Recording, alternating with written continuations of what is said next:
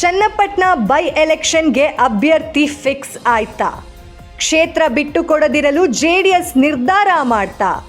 ಕುಮಾರಸ್ವಾಮಿಗೆ luck ತಂದು ಕೊಟ್ಟ ಕ್ಷೇತ್ರ ಚನ್ನಪಟ್ಟಣ. ಚನ್ನಪಟ್ಟಣ ಕ್ಷೇತ್ರದಿಂದ ಸ್ಪರ್ಧಿಸಿ 2018ರಲ್ಲಿ ಸಿಎಂ ಆಗಿದ್ದ ಕುಮಾರಣ್ಣ 2023ರಲ್ಲಿ ಸ್ಪರ್ಧೆ ಮಾಡಿದ ಬಳಿಕ ಕೇಂದ್ರ ಮಂತ್ರಿಯಾದ್ರು ಕುಮಾರಸ್ವಾಮಿ. ಜೆಡಿಎಸ್ ಭದ್ರಕೋಟೆಯನ್ನ ಬಿಟ್ಟುಕೊಡಲು ಕುಮಾರಸ್ವಾಮಿಗೆ ಮನಸ್ಸಿಲ್ಲ. ನಿಖಿಲ್ಗೆ ರಾಜಕೀಯ ಪುನರ್ಜನ್ಮ ಕೊಡಿಸಲು ಕುಮಾರಸ್ವಾಮಿ ಸಜ್ಜು.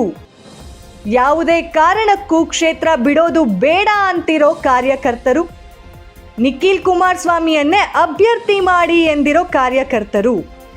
ಜೆಡಿಎಸ್ ಕಾರ್ಯಕರ್ತರ ಸಭೆಯಲ್ಲಿ ಕುಮಾರಸ್ವಾಮಿಗೆ ಒತ್ತಾಯ. ಯೋಗೇಶ್ವರ್ ಜೊತೆ ಜೆಡಿಎಸ್ ಕಾರ್ಯಕರ್ತರ ಚರ್ಚೆ ಸಾಧ್ಯತೆ.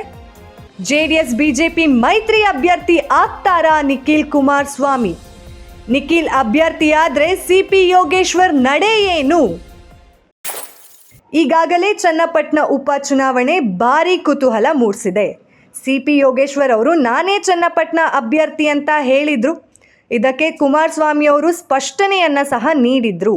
ಇನ್ನೂ ಚನ್ನಪಟ್ಟಣ ಟಿಕೆಟ್ ಯಾರಿಗೆ ಅಂತ ನಿರ್ಧಾರ ಆಗಿಲ್ಲ ಅಂತ ಹೇಳಿ ಕುಮಾರಸ್ವಾಮಿ ಅವರು ಸ್ಪಷ್ಟನೆ ಕೊಟ್ಟಿದ್ರು.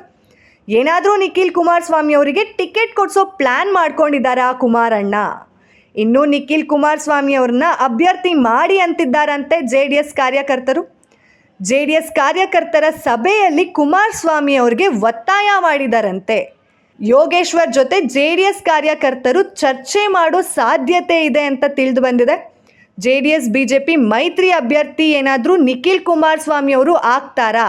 ಈ ಬಾರಿ ನಿಖಿಲ್ ಕುಮಾರಸ್ವಾಮಿ ಅವ್ರಿಗೆ ಏನಾದರೂ ಬೈ ಎಲೆಕ್ಷನ್ ಟಿಕೆಟ್ ಕೊಡ್ತಾರಾ ಚನ್ನಪಟ್ಟಣದಿಂದ ಕುಮಾರಸ್ವಾಮಿ ಅವರು ಅನ್ನೋದು ಭಾರಿ ಚರ್ಚೆ ಮೂಡಿಸಿದೆ. ನಿಖಿಲ್ ಅಭ್ಯರ್ಥಿ ಆದರೆ ಇನ್ನು ಸಿಪಿ ಯೋಗೇಶ್ವರ್ ಅವರು ಮುಂದಿನ ನಡೆ ಏನಾಗಿರುತ್ತೆ ಅನ್ನೋದು ಭಾರಿ ಕುತೂಹಲ ಕೆಡಿಸಿದೆ.